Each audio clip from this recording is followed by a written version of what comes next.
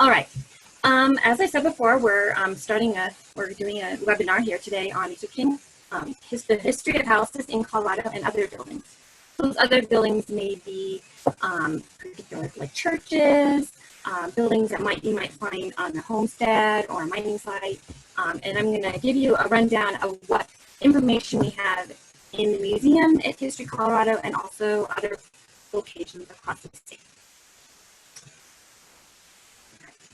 So just to give you a brief background on what our office does, we are the State Historic Preservation Office. I mean, it's something that every state is required to have via the National Preservation Act of 1966. So we're well past into over, a lot of years. Our office houses various programs such as the National and State Register. We do preservation tax credits, cultural resource information management, Section 106 compliance, and we also house the state archaeologists. And as I said before, these are sort of the basic objectives of today's talk. What we're going to first focus on is what the History Colorado has in their collections that will help you in your research when you're researching historic properties. So one important question to ask yourself is, why do you do research? Well, there's various reasons why you might want to research a historic property. It could be that you may be involved in a survey project with your local government, or working with grant funds, or you just want to know information about your building. Maybe you're also working on a local landmark designation and you want to know the steps you should go through to help you with that designation. Maybe you're going to work on restoring something and you need to know the history about your building. Maybe you're also involved in some kind of legal proceeding. And you need to verify what your property boundaries are and so forth for your legal aspects. Maybe you're also interested in genealogy and you want to know a little bit about who lived in your house. And it's just something you may just have a personal interest in. But regardless of every place in building you're looking at, every place has a history, whether it's from the ruins in Mesa Verde National Park to a log cabin up in the mountains, to a mansion in downtown Denver, or just a house that you have in the suburb of Brie. But the challenge in all that is really finding the history. Sometimes the documents can be a little overwhelming. So where do I start? The website that I have linked up here is the link for this document that we have on our website. It's Researching the History of Your House. Most of the information that's in this document is going to be provided today that I'm going to go over.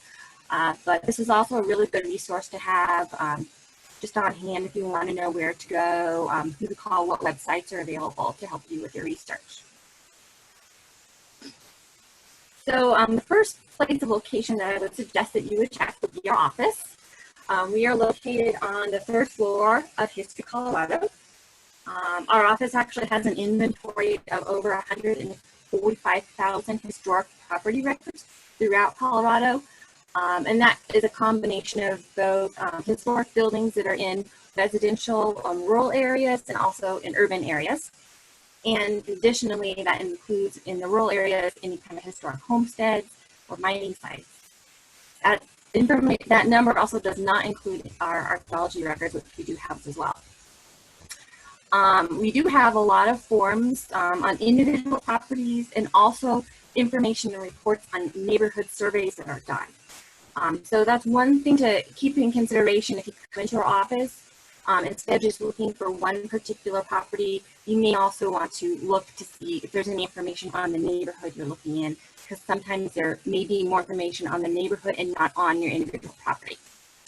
And the way to contact your office is to actually call and set up an appointment. We're open Monday through Friday, and we would suggest that you set an appointment to call or to set an appointment up to come in after 9 in the morning and before 4 p.m. in the afternoon.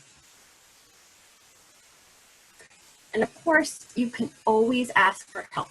a lot of librarians and other reference people that are in these various locations are eager to help you in their search, because they also probably have a passion for finding out information and historic records, just as you. So never forget to ask questions.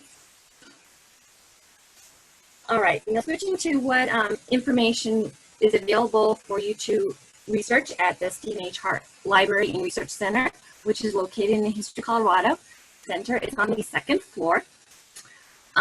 Various things you can look at for finding information on your buildings are city directories, phone books, town and neighborhood histories, other photograph collections, maps, and newspapers. Now, each of these categories I have referenced on the screen here, I'm going to go through each one individually and give you a little bit more information about what's in store and in the library for you to look at. So first, I'm going to talk about city directories.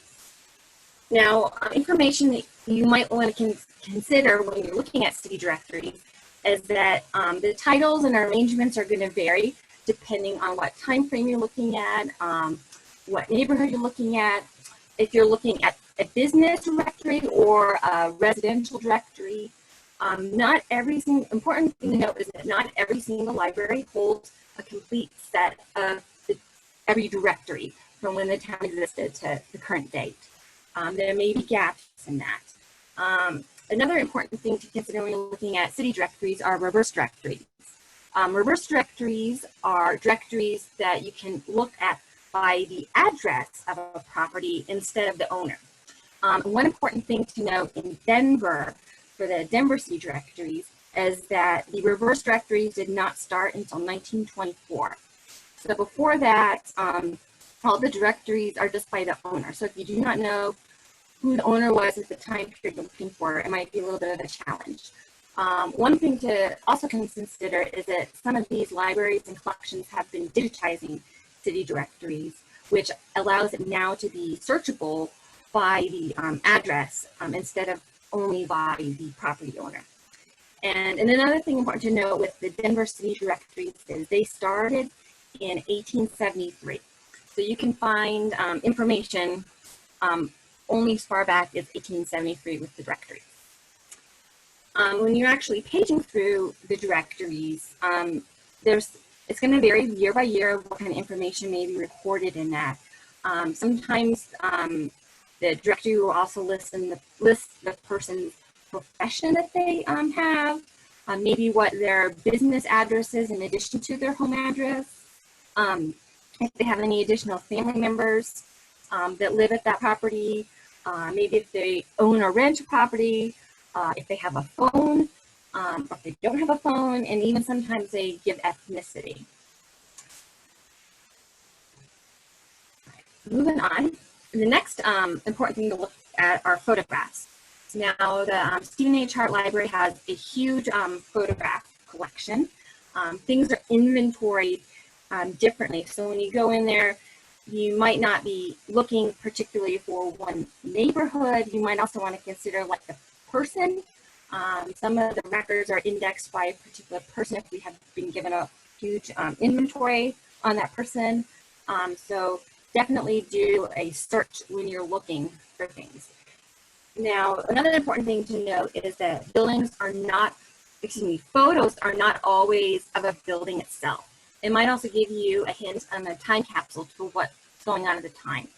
I sort of like the photo that's on the screen right now because it sort of gives a, oh, look, the golden rule start. Yeah. Don't we all wish what the golden rule was, finding out all our information we're looking for. The photo also can tell you like what time period it may date from, depending on how people are dressed, maybe what car is visible in front of the building. That will also help you date what kind of changes may have occurred or what has happened to the building at that period in time. The next important collection to look at are maps. Now, there are a lot of maps that the library has. I would suggest searching their catalog for various city and county maps, maybe look at aerial maps, the USGS maps, Sanborn Maps, and then a variety, a range of other maps that they have in the database. Now, for one important map that I always like to look at when I'm looking at historic properties are the Sanborn Maps. Now, the Sanborn Maps started in 1867, and they have a wide variety of information on them depending on the year, what city you're looking at, and so forth. One nice thing is that some of the maps are actually in color. The one that I have on the screen is from 1904, and it is colorized, which is great. And as you see on the right-hand side, there's a key. This sort of gives you a list of what those colorations mean on the map.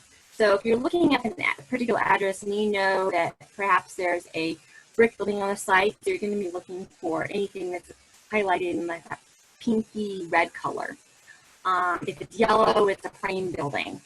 And some other important things to note is some information is sort of sketched over the building. It might say what organization is in the building. And in some instances, it will tell you, like, what's going on in that property. Like, there's a house of ill repute in the building, and nobody knew about. So Sanborn maps are very important to look at. And as far as what the Stephen H. Hart Library has, they have these Sanborn maps from 1867 to 2007. Some of the maps are a little bit different than the maps you can find that may be digitized at the University of Colorado or also at the Denver Public Library. The maps that are in the Stephen H. Hart Library, they can actually pull them out for you so you can look at them, so you're not necessarily looking at the digital copy. So that's a plus. And as I mentioned before, Sanborn maps are available online. Some of the places when you go to, you may be required to have a particular library card for that organization to look at them online. But, there's a wide variety of years, as I said before, various cities. Some places have some information, some don't. So it's always good to just check to see what's out there. So moving on to newspapers. In the newspaper collection that the Stephen H. Hart Library has is really large. They have a wide variety of newspapers from all over the state that are available that date from 1859 to current day. Most of everything is available on microfilm only, though they have been involved in a digitization project, so some of the information may also be available for you that has been digitized, so that may be helpful. Other information that may be important for you when you're looking at newspapers is it's going to tell you what's been going on in a particular time period. Maybe there's information about real estate that you're looking at on your property. There's in the society pages that may be noted what's going on at the house, if somebody has died or maybe someone's having a special party, various things, and also obituaries, which can be very helpful in giving you information on your property.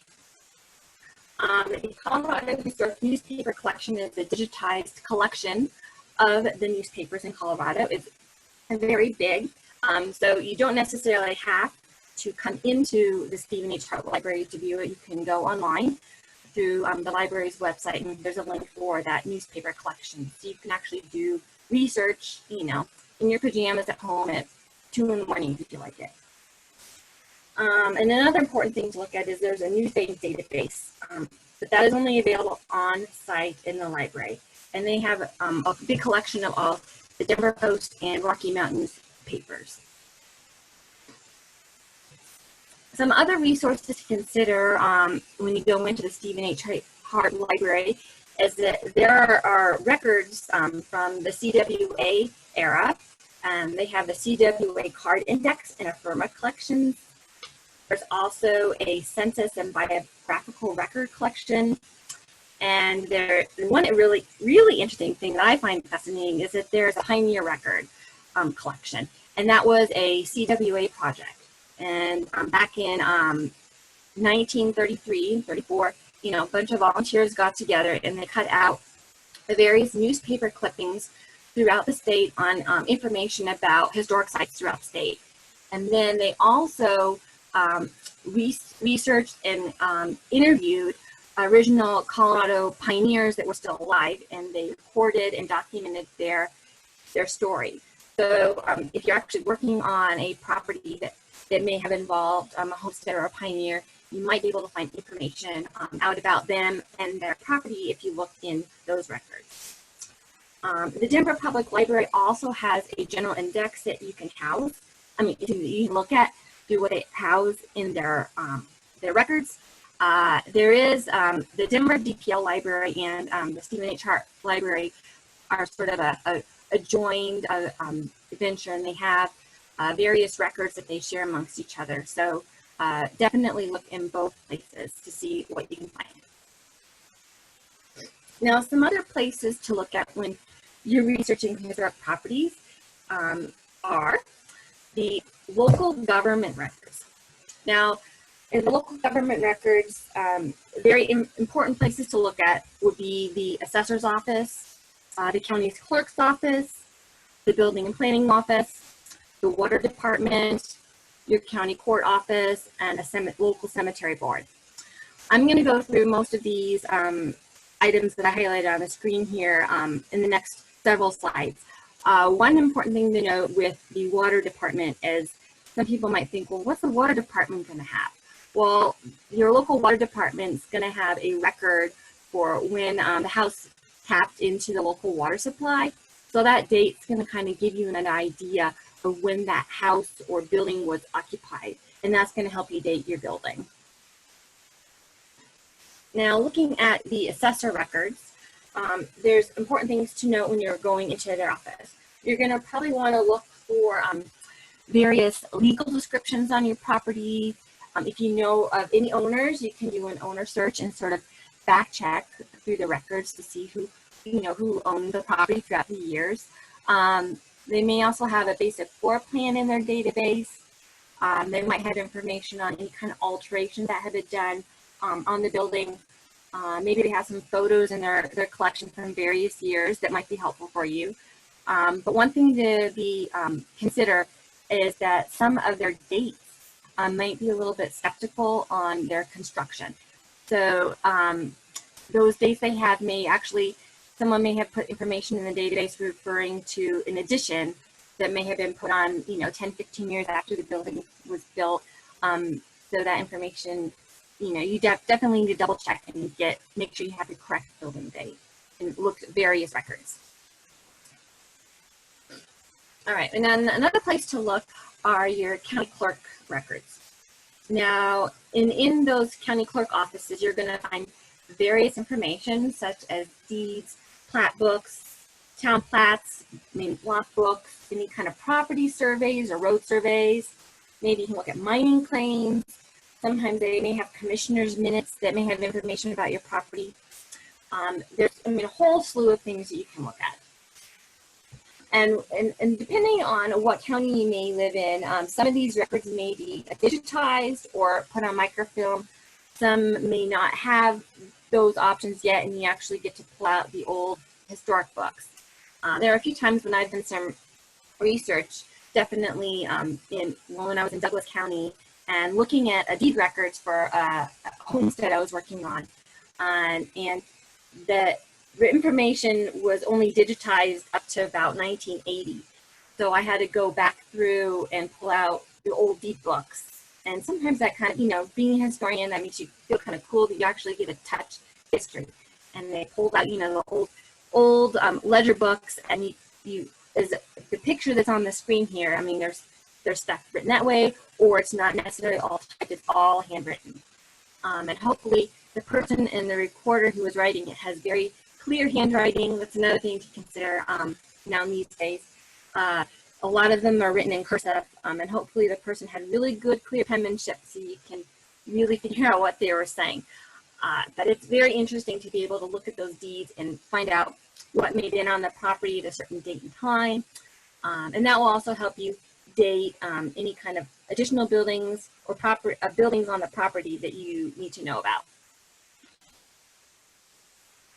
All right, now here's an example of another deed that was more recent. As you can see, someone has actually typed the information on it. And as I was mentioning before, the deeds are going to give you information on additional buildings that may have been on the site. Now, where the arrow is sort of pointing to on the screen here, you can see that this This property also has a blacksmith shop, a storehouse, an 8-room dwelling, a cookhouse, a bunkhouse, a horse barn, a warehouse, and a pump house. Like, wow, there's a lot of stuff on this property. So you never know what information you're going to find in the deed. And here's an example of some plat maps that are from the town of Alma. Now, I sort of zoomed in over here on the right where you can see what's going on. And you can see on the map someone has drawn where the property lines are. There's some roads in there, also, you know, any creeks or waterways that go through, any roads, and it also gives you the township range and section number, which is very helpful when you're trying to locate your property. And as you can see on here, there's a red highlighted area that sort of tells you what the historic boundaries are of these people's properties. So Mr. H.R. Wolcott has, you know, a pretty large parcel there outside the town of Alma. Another thing to look at are block books. Now, block books are going to show you particular information on lots for residential development. This book here sort of shows you one property development that was going in, you know, in the early 20s, 30s. Lovely little bungalow sites here next to a mining smelter. But there are, you know, you can see what the lot addresses are in a block for that particular development. Some other information they may have if you're working on any kind of mining sites is there are mining plats for various placer claims in their records. This is a copy of what the placer record is for the Boston and Colorado smelter. And the zoomed in thing shows you there are various things marked on this map. It actually gives you the northing and easting directions of where it's located. And also on there is marked of what kind of buildings are on the property. There's like an ore house, a furnace building, and another building as well on the site. And it looks like they also have a railroad bed that kind of goes through the property as well. So these maps can be very helpful in helping you find out information on your properties. Another map to look at are town plot maps. This is a plot map for the town of Guffey, which was originally, as I have on the screen here, was originally a town site called Freshwater. I'm not sure what their history is on why they changed their name, but I sort of like the name Freshwater better than Guffey. But anyway, the information on the maps here sort of show you what all the parcel numbers are for the lots, not parcel number, but the lot numbers are and the block numbers and what street they're on. And that can be very helpful for you when you need to know what that information is when you're documenting something, especially for any kind of legal information you need to have for your history research. All right, another office you can look at for records is the Building and Planning Office. The Building and Planning Office is going to have building permits. And what building permits are going to do is they're going to give you an idea of what specific changes have occurred to a building over time, what those dates are of those changes, and who maybe the contractor who was working on that particular update, addition, or project. And this information is very important when people are looking at certain integrity conditions for a property. If they're working on a national register nomination or state register nomination, they may need to know if there's an addition, what those dates are, because that could significantly affect the integrity of the property. And as I mentioned before, I apologize that this is the best I could do for a copy of a building permit here in Denver. It's a little bit pixelated, but it kind of gives you an idea that in 1905, this particular property on Lee Street and Emerson Avenue was being built, and it gives you an idea of how much the building cost. So it sort of shows on here the building cost about $2,000 to build, and it gives it the name of the architect and the builder who's actually working on the project. And then it's going to be a two-story house that's made of brick and stone, and it's also going to have a basement. So that's really, you know, some important information that you have, and it also gives you an official document that tells you, yes, this house was built by this person for this person, perhaps on the permit and what date. And of course, you can always ask any kind of longtime residents who live on the property or previous owners. The one thing to notice, sometimes the information, may be a little bit skeptical, and I would definitely suggest that you check for a secondary resource to verify that the information is correct. Sometimes, people may have different views of things that may have gone on in their house, or they may have forgotten something. So it's always good to get a second opinion. Another place to look at are your local heritage organizations. The local historical societies will house records, so will local archives and heritage museums. The picture here that I have on the screen kind of gives you an idea of the history archives that are available for Hart County. And they have a big, vast collection of various photographs, documents, and other records that you can look at online as well. Another place to consider are the university libraries. There are three big libraries that I mentioned on the screen here are the Arthur Lakes Library at the Colorado School of Mines, the University of Colorado at Boulder, and the Charles L. Tutt Library at Colorado College. They are the universities that have a large collection of historic documents that either have been digitized or are available in the records to search. So definitely look at those libraries as an additional research place when you're doing your property research. Some other regional libraries and archives that you may consider, as I mentioned before, the Pikes Peak Library District also has a very large digital collection online that you can view. They have various information from photographs dating from very early days of Colorado Springs history, and also maps and other important information of things in Colorado Springs and the region around it as well. And of course, you should always probably double check and see if the Denver Public Library has information on your property, because the Denver Public Library does not only have information on the city of Denver, but it has information on various records throughout the state. So it never would hurt to check to see what they may have in their digital collection archive online. And you can view that, as I said, any time of the day on their website. Just go through and see what they had. You never know. Another important research place that you might want to look at that you haven't considered that's available online is the Building Technology Heritage Library. The link that I have up there is I know it's kind of long, it's their website address.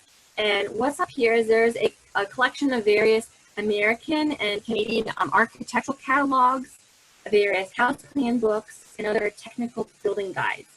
And all of them tend to range, they're pre-1964, and they vary in what they are. So the pictures that I have here on the screen sort of gives you an idea of a catalog for an ironworks company and another catalog for modern homes that are Sears and Roebuck. When I looked actually at this archive, it has been growing. I looked at this last week, and I believe they have over 10,000 technical guides and catalogs that have been digitized, and they're free for you to look at and download. So definitely look there if you're looking for information on a particular building feature or something else you need to know about how to do when you're doing research on your house. Another important place to look are the state archives. Now, one important thing to note is that not all of the records that the state archive has are accessible online. So you may need to go into their office. And if you are making a trip down to the History Colorado Center, the state archives is just a block and a half away. So if you want to make a day of it and hit a few locations such as the Denver Public Library, which is across the street, you just kind of do your thing in the Golden Triangle. One thing that the state archive has are the really interesting records that I find fascinating are the state penitentiary and correction records. Some people may not feel very comfortable looking at the history about maybe one of their ancestors that may have been institutionalized, but one thing that's kind of cool is that there actually are photographs. And if you're looking for a photograph of a particular person, it may only be the photograph that you can find of them. So, you know, it's an interesting thing to look at when you're doing research. Now, the State Archives also has a lot of other records, such as court records, other vital records, birth records, various information on mining reports, school records, and even CCC records on various places across the state. So definitely look at the State Archives to see what they might have about your building or your property that you're researching. And of course, you can always look at the Library of Congress. They are available to look at online, which is great. Things to consider when you're at the Library of Congress is to look for the Historic American Building Survey that's done, and also the Historic American Engineering Records. Those records are done by various volunteers throughout the years, have gone out and they've recorded historic sites. Sometimes those historic sites were, you know, up for demolition or slating, and someone wanted to document them. And other times, you know, maybe the property was, you know, not in a great state and they wanted to get it documented, so they had a record of it. And hopefully someone has come in and restored it and fixed it up so that it's still available for us to see the history of that place. Another thing that you can also look at that Library of Congress has are the Historic American Landscape Survey. And they also include a bunch of photographs and maps throughout various places in the U.S. So definitely look at the Library of Congress for records on your property as well. And on the screen here, I have a picture of an example of what one of those maps may be. This is a map of Buena Vista that was done in 1882. And it's very cool because it's three-dimensionalized, and you can kind of gives you a layout of what was going on at the time in the town, what buildings were there, maybe how many stories some of those are, and just sort of a layout of what's going on.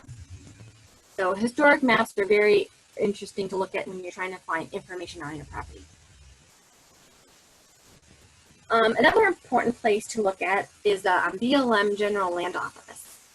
They have a lot of records, historic records that you may find helpful, especially if you're looking for information on a historic homestead property or a mining property, or just any kind of information on pioneer records that you may want to know. And the website that I linked up there is available. You can go online and look at those records. Not everything has been digitized, but they are working on digitizing various homestead records, such as the actual homestead deed documentation. Also, there are various military warrants that are in that collection, and other cash entry records that are all responding and correspond to all the land patents that they may have in their collections. Now, various other land status records are available for you to look at on their website, and other field notes. Now, one important thing to know when you're going in to do a search on your property is that you're going to need to know either maybe the name of who that original person was to do a file search in their the records, or if you actually know what the legal location is. So you would need to know the township, range, and section number of your property in order to do a search. Otherwise, it might be very mind-boggling to try to look for information if you don't know what that is, because there are, you know, thousands and thousands of records in that database. And hopefully, if you do have a name of the original owner, and you may not know what the section number or township range are for the property, if you do a search on that person, hopefully it's not a common name like Smith or Jones, but sometimes you may be able to narrow it down to maybe 2 records in that county, or maybe 20. So at least you can narrow it down when you're doing your search. Another important place to consider to look for records is the National Archives. Now, the National Archives are online. You can go to their website and do searches there, or you can actually go into the Broomfield office, which, you know, you can go to. I don't think you can visit it right now, but in the meantime, I would try to focus on going to the website until the office is open again for searches. But one thing they do have in there are various land case entry files, and also various information like non-population census records. So that's going to give you information on kind of any agricultural manufacturing schedules that may have been going on in that region or in that property or county that you're doing information on and researching. Another important thing to consider are genealogy sites. And a lot of people may think of, oh, when you think of genealogy sites, you're going to go to Ancestry.com, which is great because Ancestry.com does have records. There are other records too that you can look for on other various genealogy sites. One interesting thing to know with Ancestry.com records is that they may have a more various collection of things that you can look for.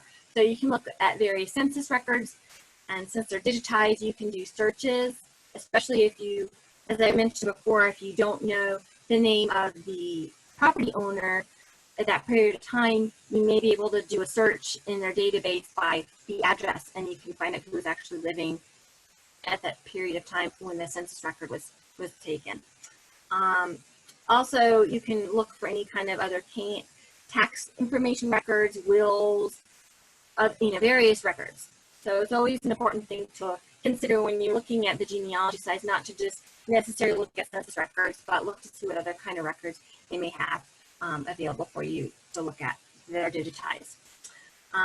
FamilySearch.org is also another place you can look at for genealogy research. In addition to the genealogybank.com, rootweb.com, and the worldvirtualrecords.com. And one other important thing to consider when you're looking for information on your property are the National Park Service has a wide variety of preservation briefs that are available online on their website.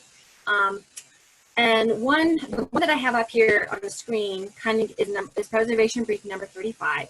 And it gives you an idea of what you can take into consideration when you're researching old buildings, how to research that building, and what process you need to go through to figure out information on your investigation on that property.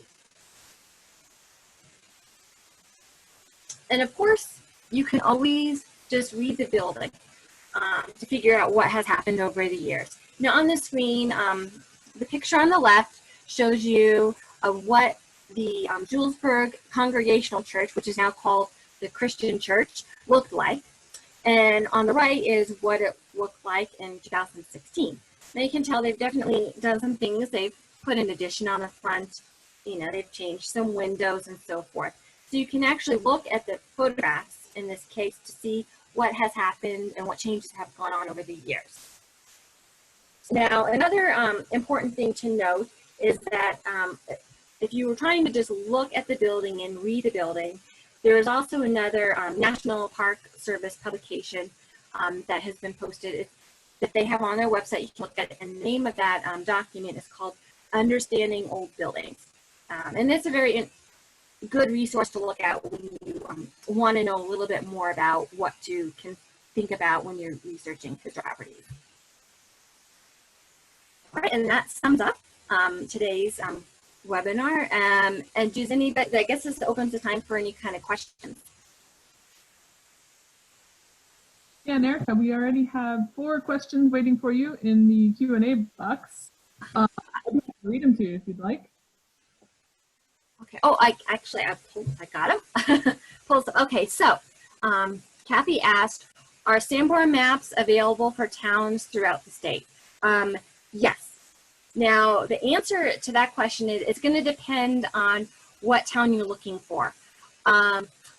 As I said, not every library has a complete information on every Sanborn throughout the years.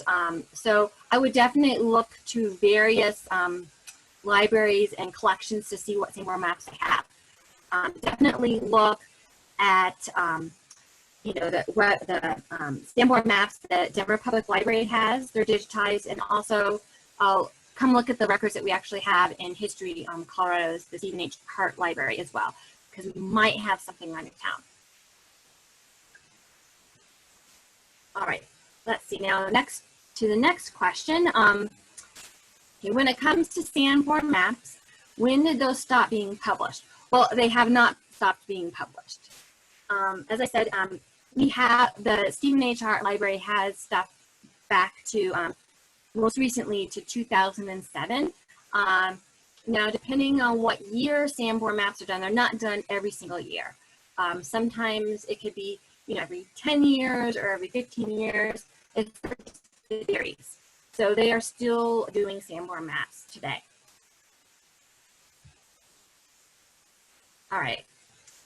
The next question is, do you know the date range of the so what's RMN in Denver? Oh, Rocky Mount. Is that, are we talking about the Denver Post and the Rocky Mount? Yes. We've got news issues available on Newsbait. Actually, I'm not exactly certain on the exact date range, but you would probably need to go in to do a search and look. As I said before, the library has been digitizing a lot of the newspaper records, and I can't say for certain the exact date range they have, but they do have most of them done. Okay, let's see here. Next question. You indicated you can search photos by subject collection. Is there a list of photo collections we can download or view online? That's a really great question. If you go into the Stephen H. Hart Library website, you can actually do a search and see what they have. I'm not so certain if you can actually download a list of that. I think you can do a search and see what's available, and some of the stuff is viewable online for viewing, but some is not. So depending on what you're looking for, definitely do a search to see what the collection has, and then if it has been digitized, great. If not, you would probably need to come into the library to view that information. Okay. That looks like that's the last question we have. We did have one more. Okay. Asking, do you have a source for searching census records by address? I'm sorry, can you repeat about census records? What was that again? Searching them by address. Yes, you can search census records by address. It depends on what you're looking at. When you go in to do a search, there's a box in there if you have a particular census job that you can actually do a search by address. I believe Ancestry.com allows for you to search that way. I haven't tried to search in the other genealogical sites, so I'm not certain on that via address. But I know that on Ancestry.com you can search by address if you do not know the person's name. And I feel like I should point out, they won't let you search by address on Ancestry for every census, obviously, because they weren't. Well, oh, yeah. Yes, and then one other important thing to note when you're looking at the census records, a lot of the early years, it was all handwritten. So hopefully the person has, very neat penmanship. There are some cases where people spell things wrong. So, it's hard if they don't have, especially if they don't have the name of the street right, spelled right, or the name of the person spelled right either. It's kind of, it's sort of, it's frustrating sometimes.